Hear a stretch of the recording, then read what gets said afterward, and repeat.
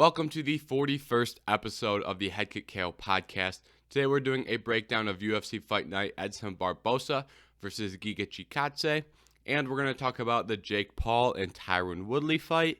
And we're going to touch on some other fights that were just announced.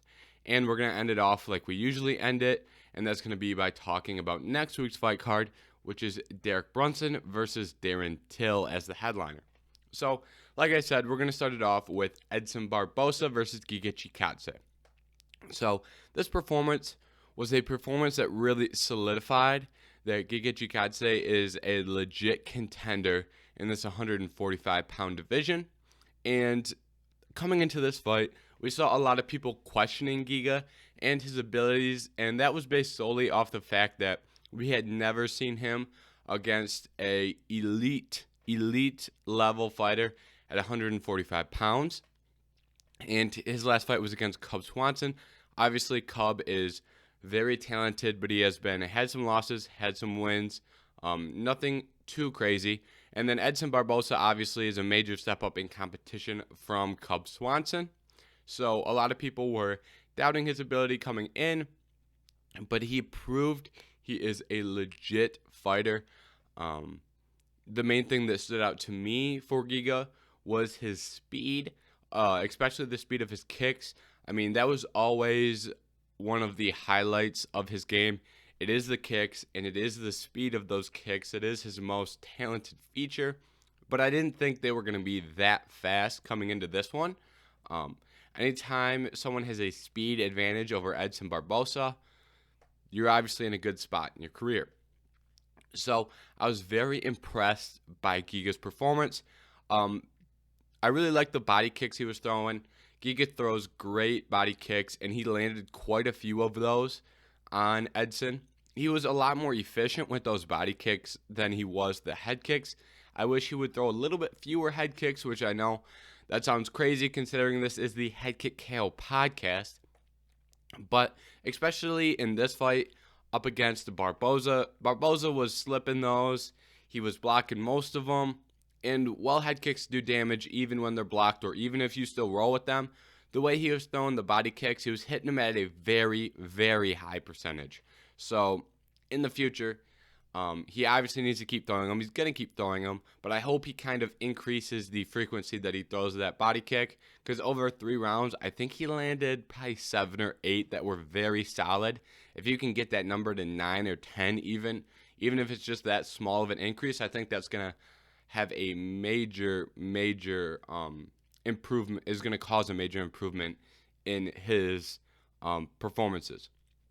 And the other thing that stood out to me, and this was both guys, their abilities, both Giga and Edson, to check kicks and block kicks, whether they come at all 3 levels.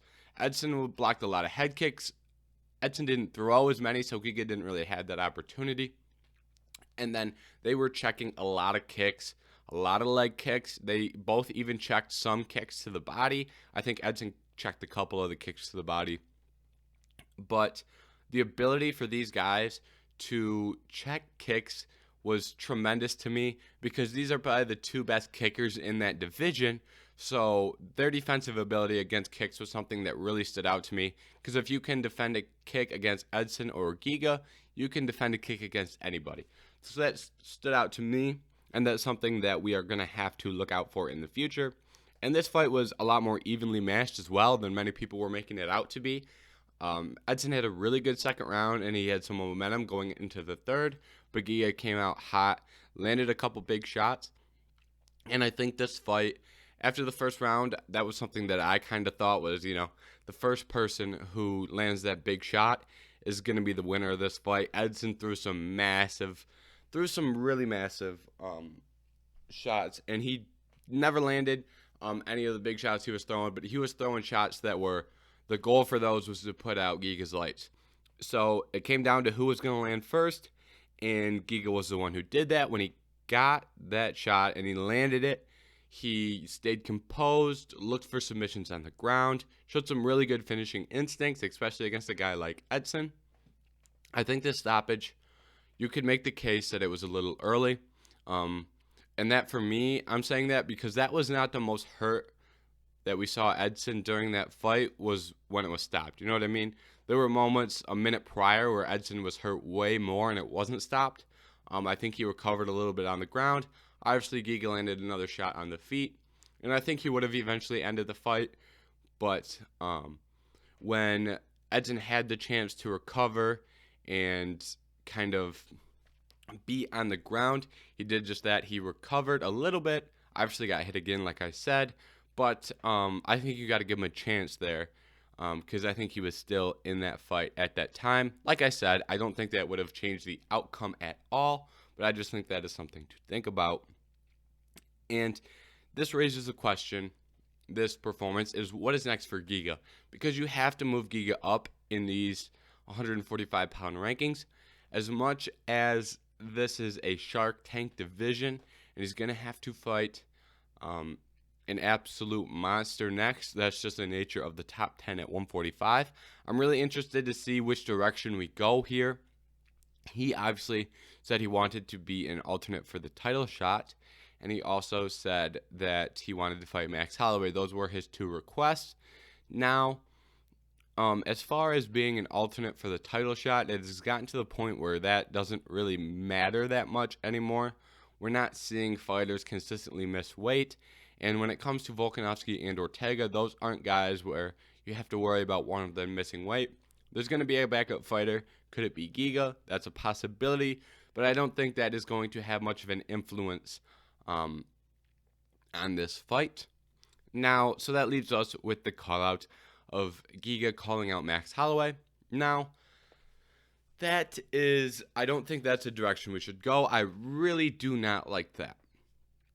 Last time we saw Max Holloway in the octagon, he fought Calvin Kattar, had one of the most one-sided performances in MMA history, beat Calvin Kattar, and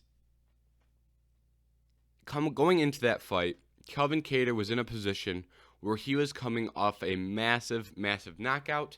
I believe it was over Dan Ige. Let me double check on that. But that was a performance where Calvin Kattar won via vicious knockout. That was the elbow he landed, and that was over Dan Ige. That was that big elbow he landed. I'm sure you remember that. So going into the fight with Calvin Kattar,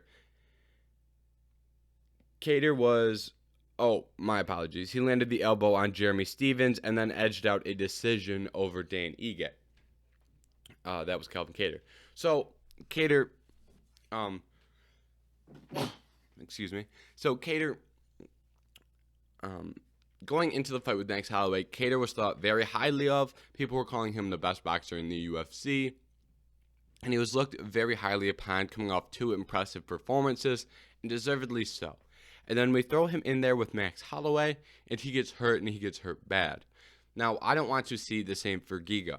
Anytime you have someone of Max's quality, you have to give him highly, highly skilled guys. And Calvin Kattar is one of those guys. Giga is one of those guys. But there's just different levels, and I don't think they're on the same level as Max right now. So basically what I'm saying is I don't want to see Giga get into that position where he's in over his head against Max, because you're going to be in for a very, very long night. And I think that is a real possibility right now. I think what makes the most sense for me is Arnold Allen versus Giga. Arnold Allen and Giga are both coming off very good performances. If you remember, Arnold Allen fought Sadiq Youssef and looked very, very good in that fight. I believe he's at number 6 right now in the rankings, Arnold Allen is. Yep, he is. And I just think we need to see a slower climb in these rankings for Giga. There's no reason to push him all the way from fighting the number 9 guy to the number 1 guy. And I know a lot of times the rankings don't matter, but at 145, the rankings are pretty good. It's not like there's some divisions that are ranked pretty badly, but the 145 rankings are pretty telling of who is the best in the world.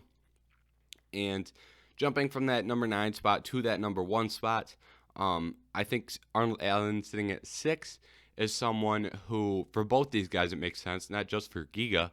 The winner of that would prove, I am a legit title contender and I deserve to fight someone in the top 5. I don't think it makes much sense to rush Arnold Allen and Giga both into the top 5 and give them top 5 opponents. Because first of all, we're going to run out of top 5 opponents to give guys. There's only 5 guys in there. One of them's fighting for a title. So that really leaves you 4 options in the top 5, being Holloway, Yair, the Korean Zombie, and Calvin Kattar. Who knows when Calvin Kattar is going to return? So we're really limited on options. Excuse me. So Arnold Allen versus Giga, I think makes sense. Winner gets a top 5 opponent, whether it be in Kattar, whether it be in the Korean Zombie, whether it be in Yair or Max. It makes more sense in my opinion.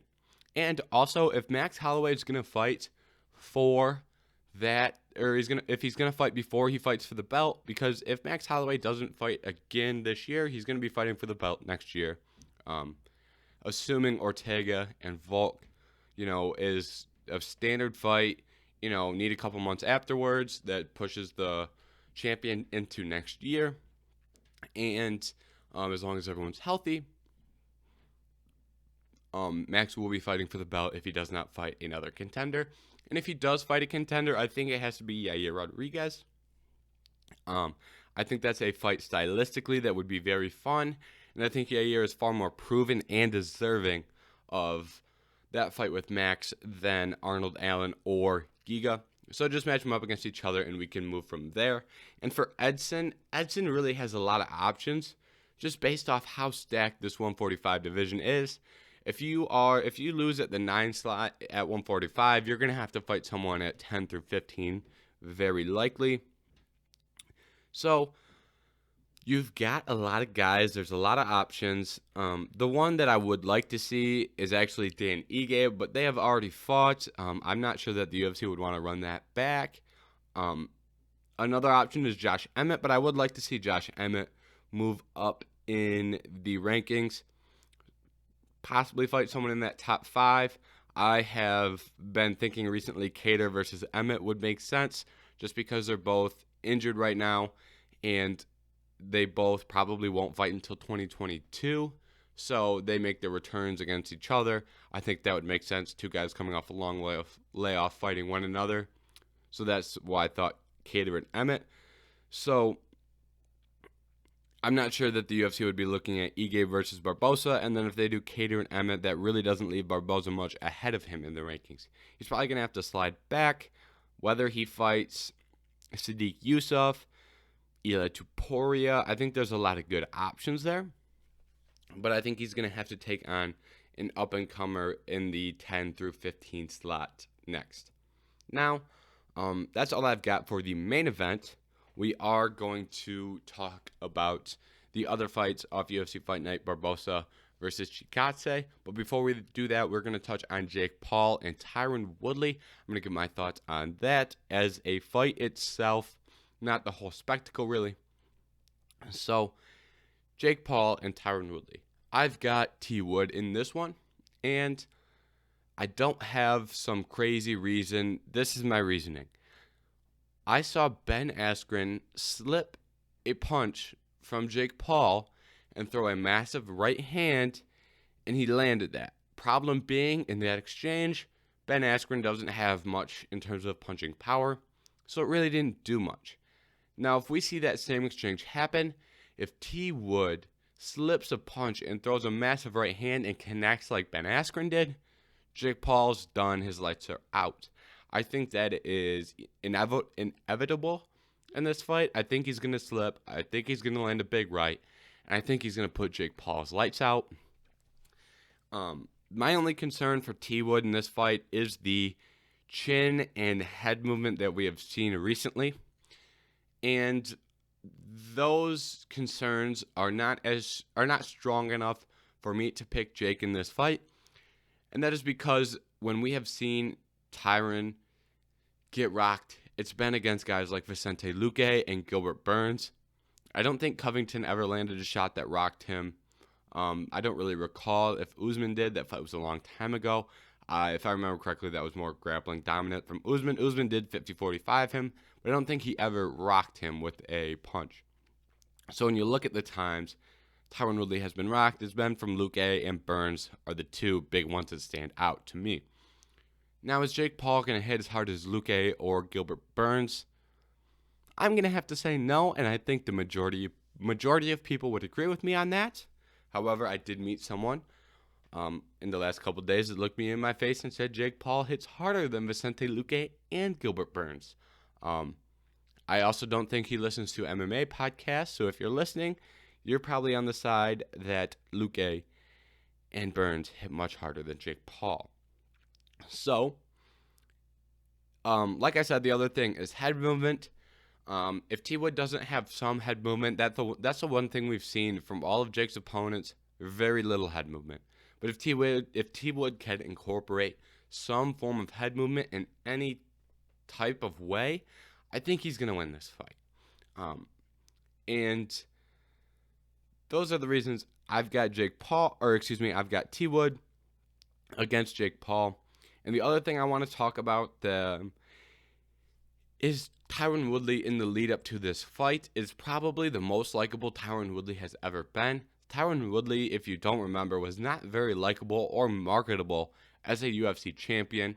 And now we see him against Jake Paul, where he's in all these media situations, and he just keeps coming out of the winner he keeps coming out as the winner in almost all of these situations.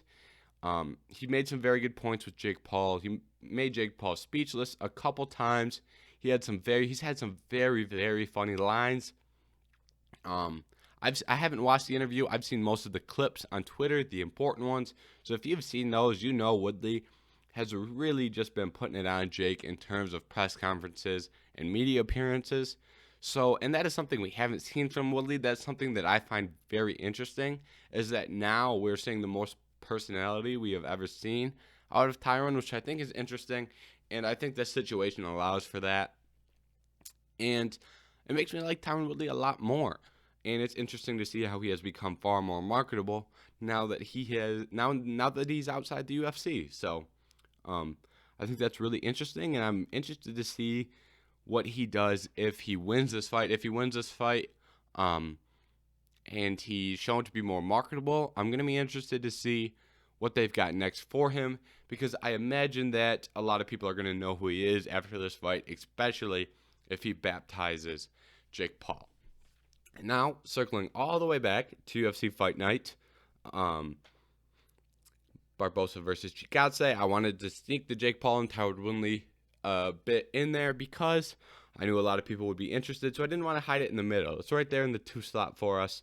So let's circle back to Barboza and Chikadze. So the co-main event was the tough finale, and that was Bryan Battle versus Gilbert Urbina.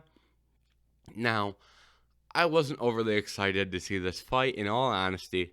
I really thought Tresean, for those who didn't watch this show, Tresean Gore beat Gilbert Urbina and made it to the finals of the show.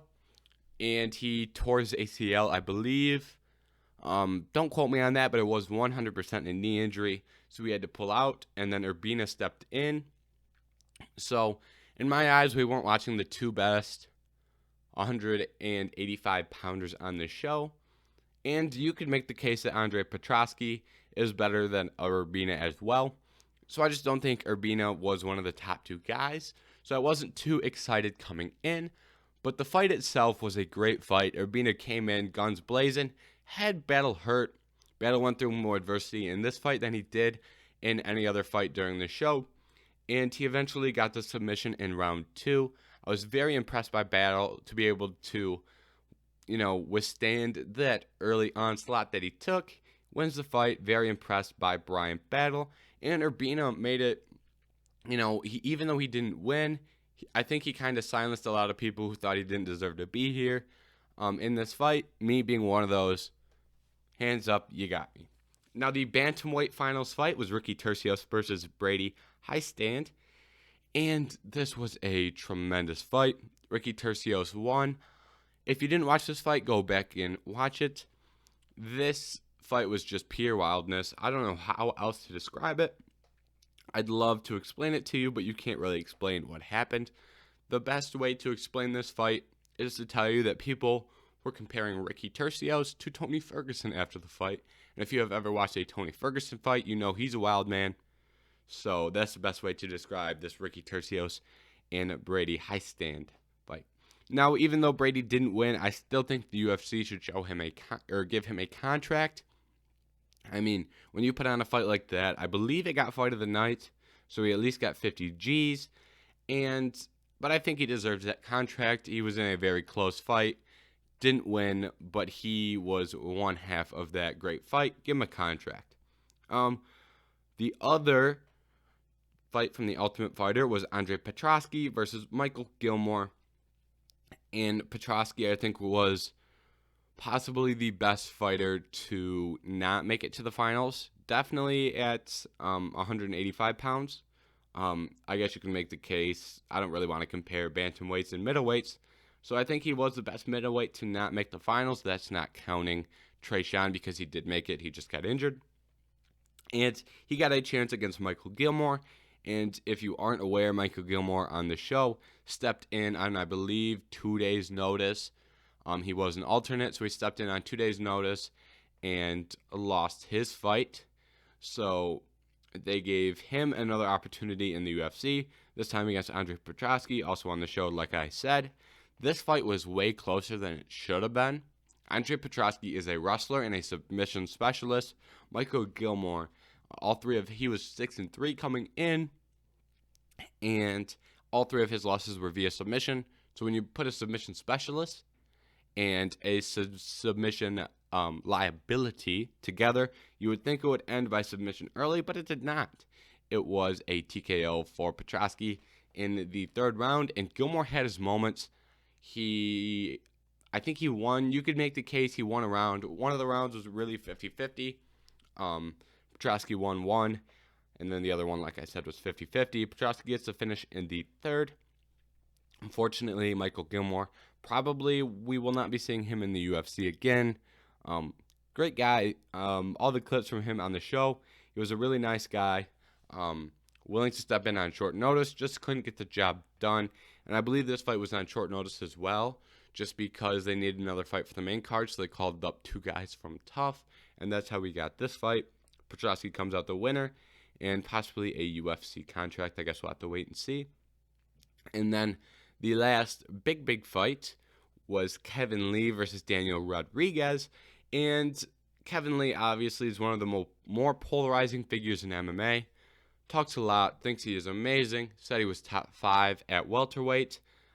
This was his first fight at welterweight in a long period of time. He has fought at 170 before.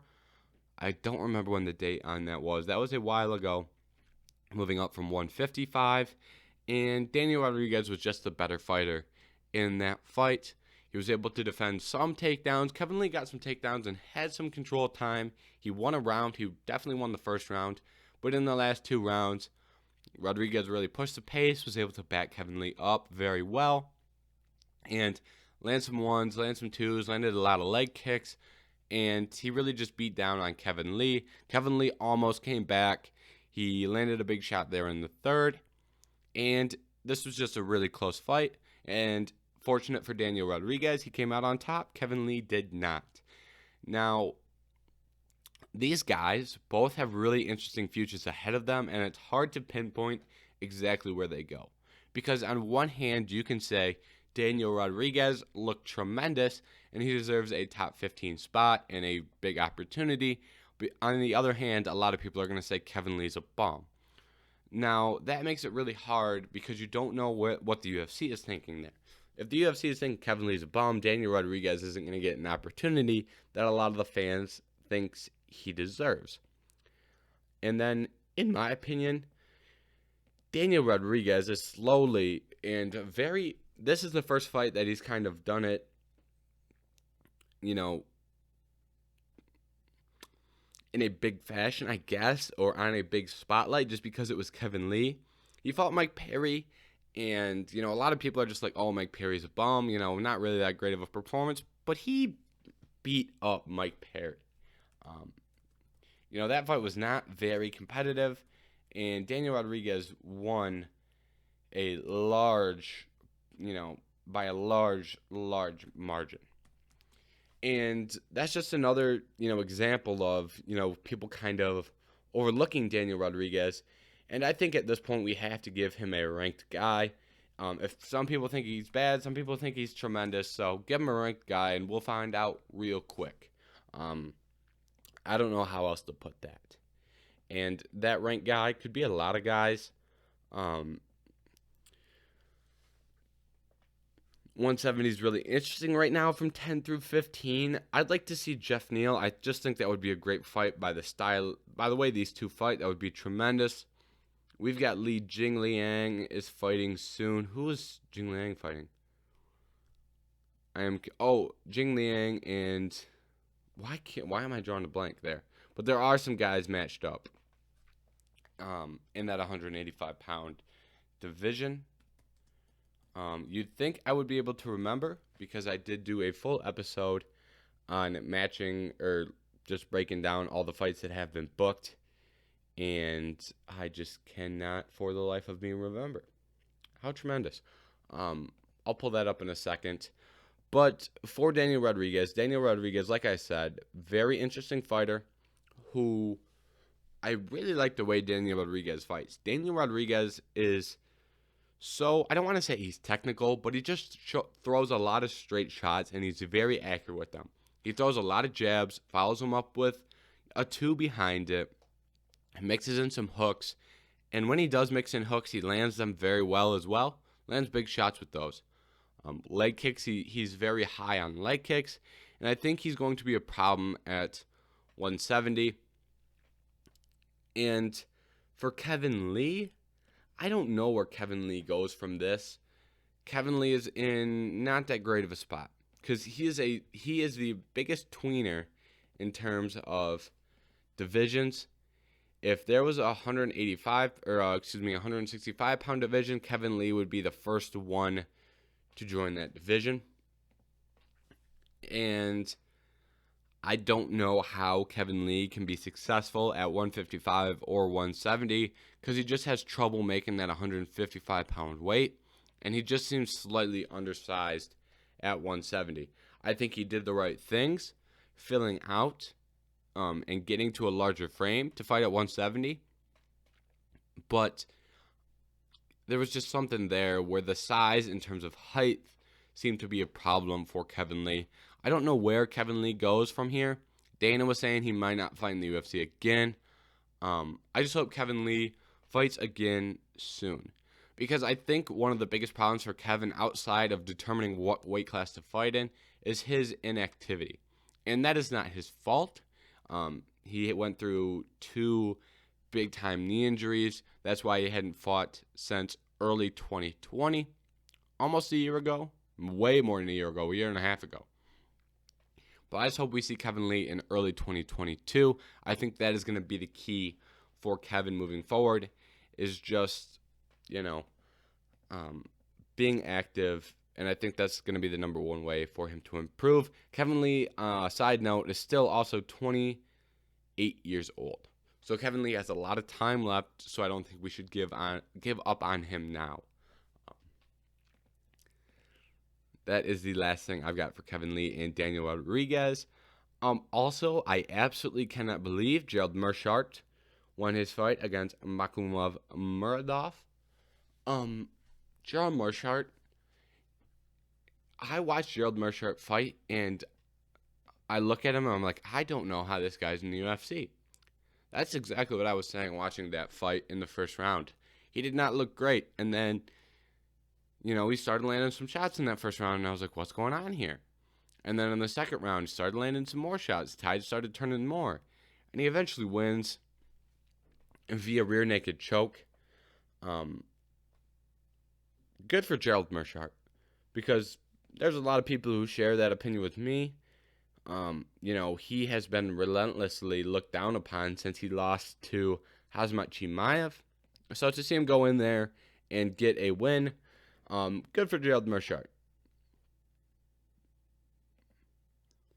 And then moving on to our news portion of this episode, if you watched the fights last night, you know that the UFC showed a pop-up card for UFC 268. And pretty much just showed who is fighting on that card. Now, that is usually pretty standard. Because if you're in the MMA world, if you're on MMA Twitter, if you see tweets, if you follow pages on Instagram, you will know who's fighting. And when you see those cards pop up, you're usually like, okay, I knew that. But this one was different because the UFC was able to hide, I think, 3 or 4 fights from being announced until they showed the card, or they showed the card live on air, which is very uncharacteristic. The number 1 fight that was announced for that card, and if you don't remember, UFC 268 is, or was it 269? It's the card with Usman and Covington. So they added a co-main to that, and that fight was Weili Zhang versus Rose Namajunas for the belt. And if I heads up, apologize for this. My computer did disconnect from the Wi-Fi, and the Wi-Fi is not working. That's why I'm sitting here playing around on my computer. Always great when that happens, but we're gonna get through it. Now, Rose Namajunas versus Weili Zhang. I have seen a lot of people not happy with this fight. They said Carla Esparza deserved this title opportunity. Now, I am not as mad as a lot of other people. I completely understand as well why people are disappointed and why they thought that Carla Esparza deserved that title shot. She's coming off, I believe, 4 wins in a row. Has looked very good in her last 4. Now, in my opinion, I'm not that mad about this. And that is simply for one reason. I think that Weili Zhang and Rose Namajunas are the 2 best fighters in that weight class. Regardless of who they've beat as of recently, I really struggle saying that Carla Esparza is a better fighter than Weili Zhang. So I think we are seeing the top 2 most talented fighters fight for the belt. So I'm not terribly upset about that. I understand that Carla Esparza 100% deserved it. So I get why people are angry. But at the same time, I want to see the 2 best fighters fight for the belt, and I think that's what we're getting here. And I know that Rose looked very impressive in her last performance. I think this fight's going to be a lot more competitive. Rose landed a big shot early, was able to put Weili down, but I don't think we saw to the best extent of Weili's abilities. So I'm really interested to see this fight. Once again, I am excited, and I am happy to see this fight. One of the other fights, this fight was not a surprise fight. This fight was, I think, announced 2 or 3 days ago, and that is Chito Vera versus Frankie Edgar. Now, that fight is really interesting to me, and I know exactly what the UFC did. The UFC wanted Sean O'Malley versus Frankie Edgar, but Sean didn't want that fight to take place in New York. He wants to fight on the West Coast. He said he wants to fight in Nevada. He said lower taxes, less travel, closer to home. So, I don't really blame him for that. But he is missing on a big opportunity. Now, so what the UFC decided to do was they were like, oh, well, if Sean O'Malley doesn't want to fight Frankie Edgar, we'll give it to the guy that beat Sean O'Malley. So now we've got Frankie Edgar versus Chito Vera. Now, Chito Vera is someone where, and Frankie as well, where I don't know where these guys stand in the division. They're two guys who are very hard to pinpoint where they're at right now, because Chito did beat Sean O'Malley, and then he lost to Jose Aldo. So there's a big range there where he beat a very impressive looking Sean O'Malley, but Sean O'Malley is also unranked. And then he lost to Jose Aldo, who is someone who has looked tremendous in his most recent fights. So Is Sean O'Malley closer to the unranked, or is he closer to the top 5? I'm not sure.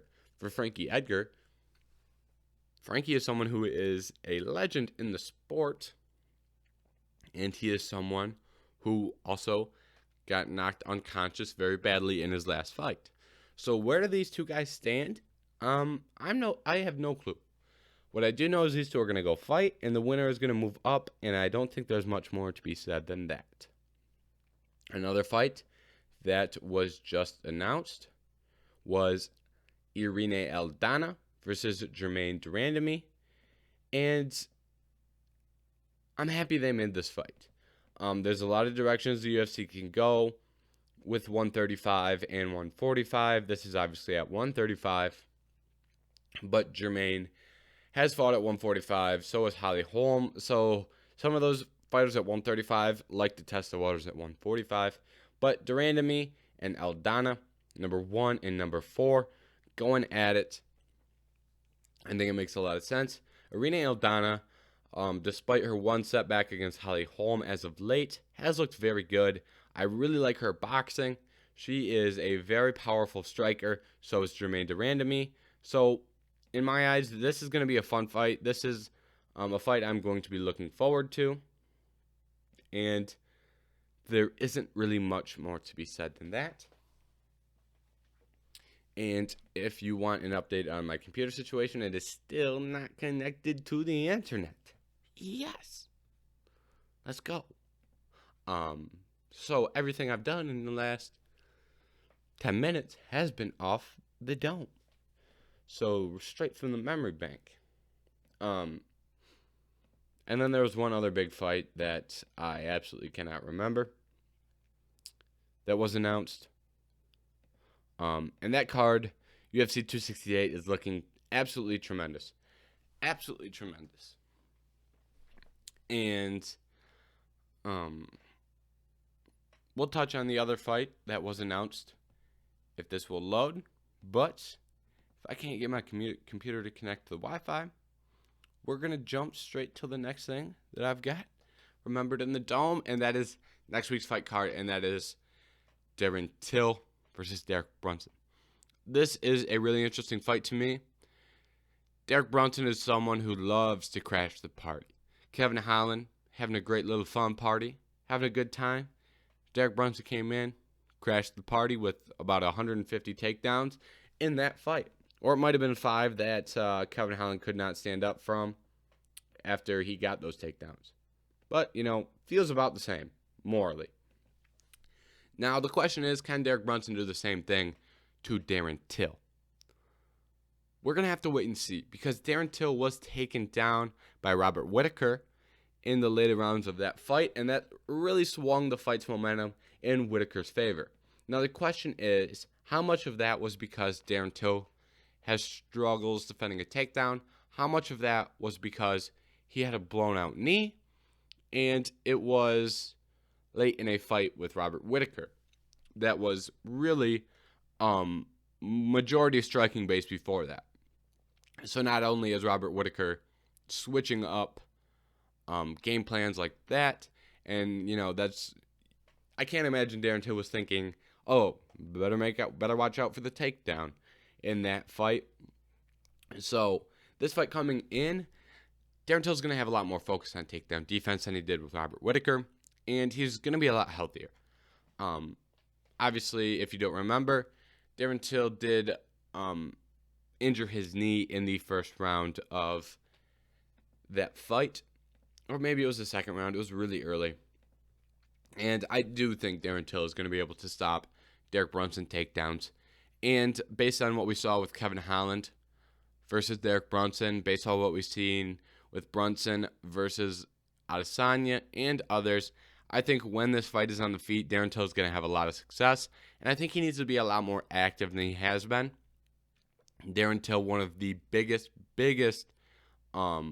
critiques of Darren Till by UFC fans is he's not very active with strikes, and that is a legit gripe that fans have. So I think if Derek Brunson could come out, be active early, I think he's going to catch Derek Brunson with some big shots, and hurt him. Even Kevin Holland, I think that fight was on the feet for a total of like 5 minutes at the most in the entirety of that 25-minute fight, and Kevin Holland was able to land shots that really hurt Derek Brunson. So I think Darren Till is going to be able to do the same, and I've got Darren Till in this one by KO. That is my prediction. And this card has really, it's really hard to know who's fighting on this card because this card has had so many changes, so many rumored changes. Tom Aspinall, just to clear up on that, a lot of that is because this card was supposed to take place in England, and then the UFC had to pull out of England because of COVID, so they're still staying nationally in the US. And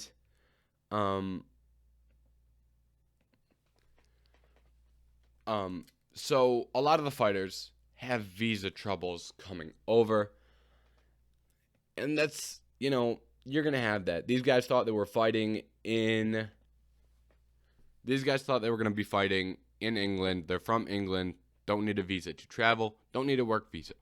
Now, all of a sudden, get switched to America. Now they can't get a visa in time, have to pull out. That happened to Lerone Murphy. There were rumors it was going to happen to Paddy Pimblett. Then it didn't. Who knows?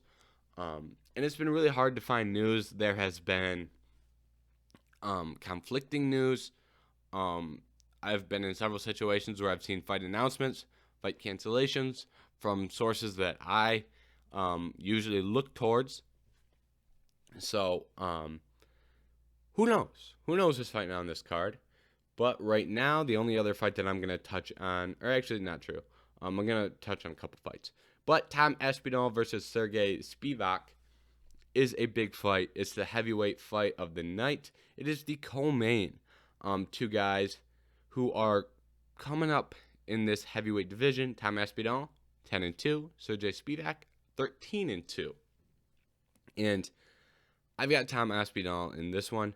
Tom Aspinall is someone who I look very highly on, or I think very highly of, as a heavyweight prospect. I really liked his fight with Arlovski. He had some good moments on the feet, took the fight to the ground, won via submission, so that shows to me he's comfortable on the ground.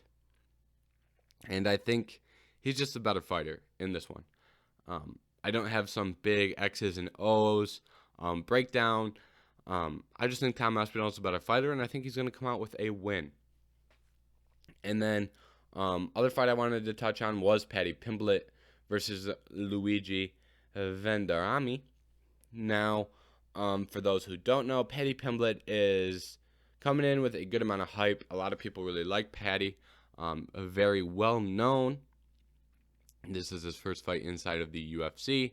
I believe he was fighting in Cage Warriors. He fought in some smaller promotions.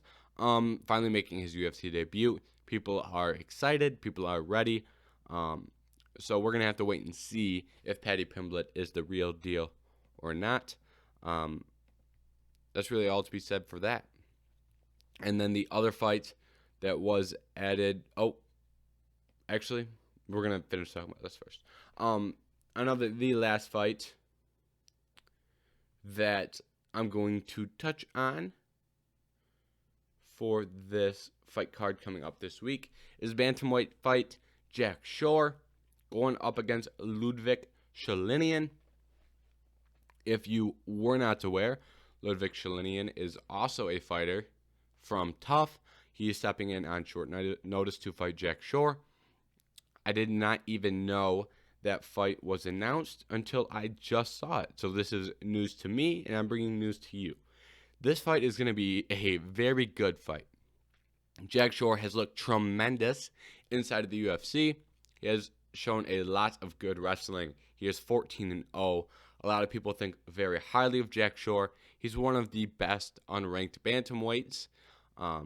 And being one of the best unranked bantamweights says a lot because the depth outside of the rankings at the UFC bantamweight division is tremendous.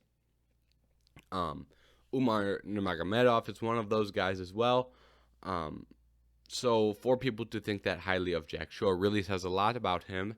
So, and Ludwig Shelinian also, is a very good wrestler and is someone who I thought very highly of on the show. He did not make it to the finals, but I am glad to see him get an opportunity in the UFC, and I'm interested to see the one thing that I don't know about these tough contestants are they fighting on one-fight contracts, or did they get full UFC contracts?